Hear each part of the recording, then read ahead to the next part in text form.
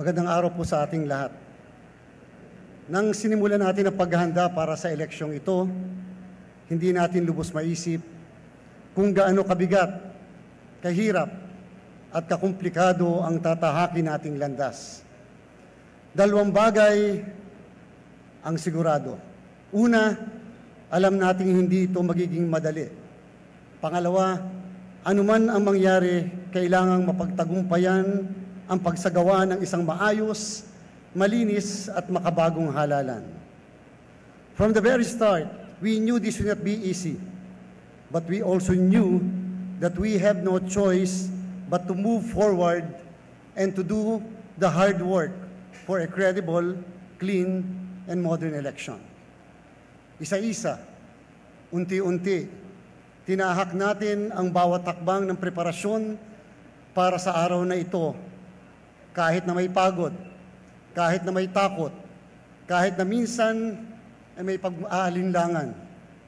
Ilang buwan o taon na rin tayong hindi nakapagpapahinga, nagsakripisyo ng oras sa pamilya, ng pansariling kapakanan, ng katahimikan. Sa bawat araw na lumipas, at higit lalo ngayon, naramdaman natin ang bigat ng ating responsibilidad sa pagpapatakbo ng halalan.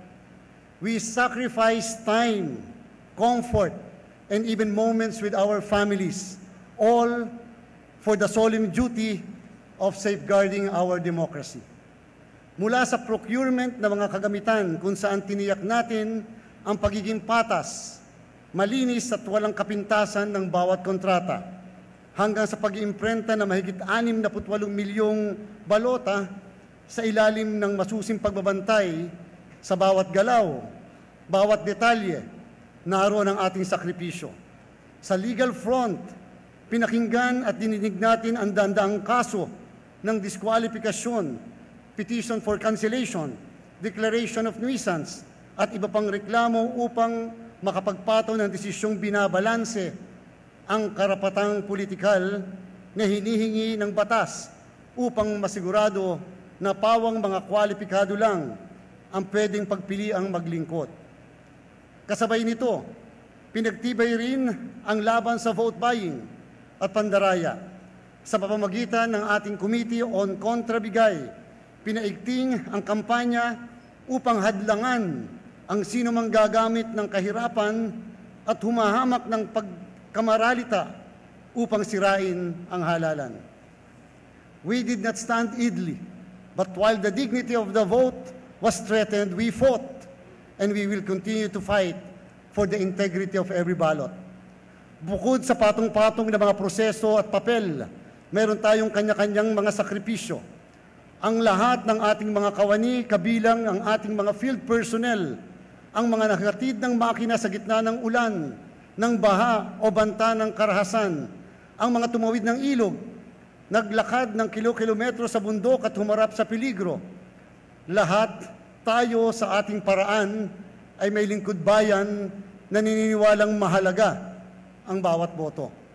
May mga pagkakataong mismong buhay ng ating mga kasama at katuwang sa komisyon ang nakasalalay. May mga lugar na hindi ligtas, may mga tensyon na maaaring sumiklab anumang oras, pero sa kabila ng panganib, hindi tayo umurong. Hindi rin kinalimutan ang ating mga kababayang nasa ibang bansa, mga OFW na matagal nang nagsusustento at kinakalinga ang ating ekonomiya, pamilya at dangal sa buong mundo. Pinagtibay natin ang online voting system upang mas madali, mas ligtas at mas abot kamay para sa kanila ang makilahok sa halalan.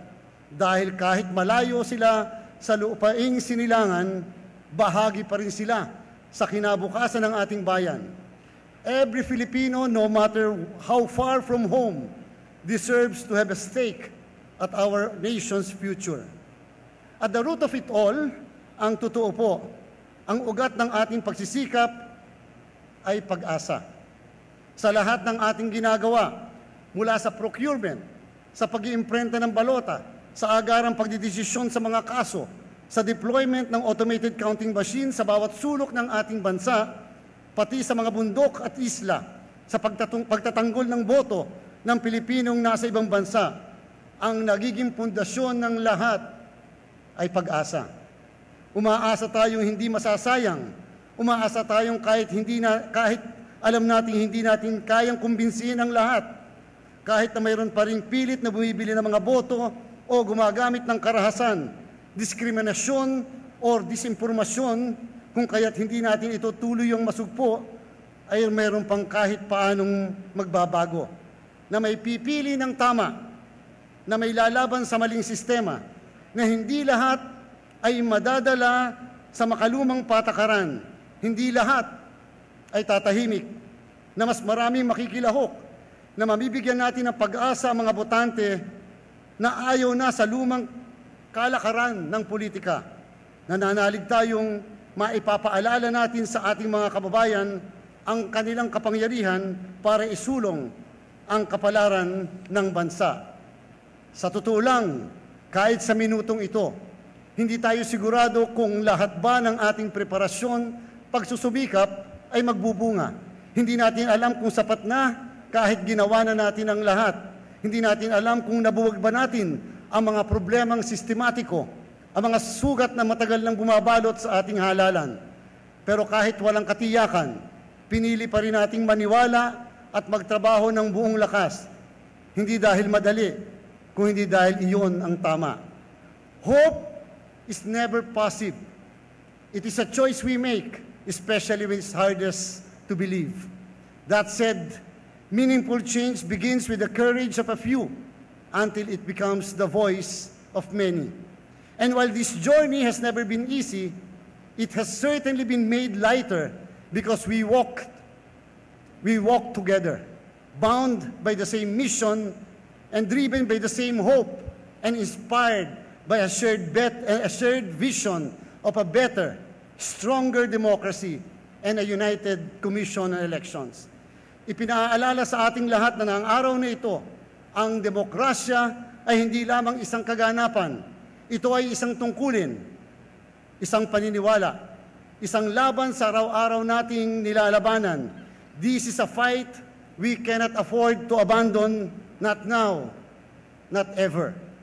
Kaya po, sa ngayon, habang kami ay magsisimulang manungkulan bilang National Board of Canvassers, hindi lang po natin binubuksan ang mga balota, binubuksan natin ang kaluluwa ng ating demokrasya.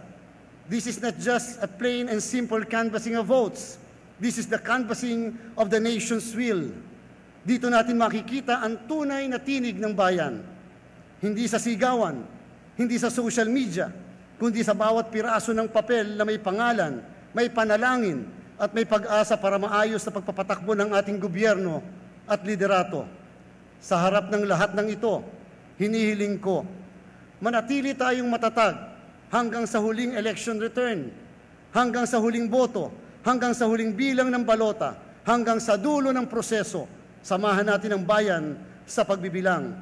Sa lahat sa inyo na narito at sa lahat ng ating mga kasamahan na walang sawang nagtatrabaho, maraming salamat po. Sa mga guro, volunteers, frontliners, logistics, tech teams, security forces, hindi ko man kayo matawag isa-isa, pero walang hanggan ang aming pasasalamat sa inyong lahat. At higit sa lahat, sa sambayan ng Pilipino, nagbibigay-pugay tayo sa kanilang tiwala, sa pakikibahagi at paninindigan. Taimtim nating pinagdarasal na ang maluluklok ngayong araw ay ang mga pinunong may mabuting hangarin para sa bayan, at na ang mga desisyong ginawa natin ay magbubunga ng tunay na pag-unlad para sa ating mamamayan. Truly, a free election is worth our lives. Maraming salamat, mabuhay ang demokrasya, mabuhay ang sambayan ng Pilipino.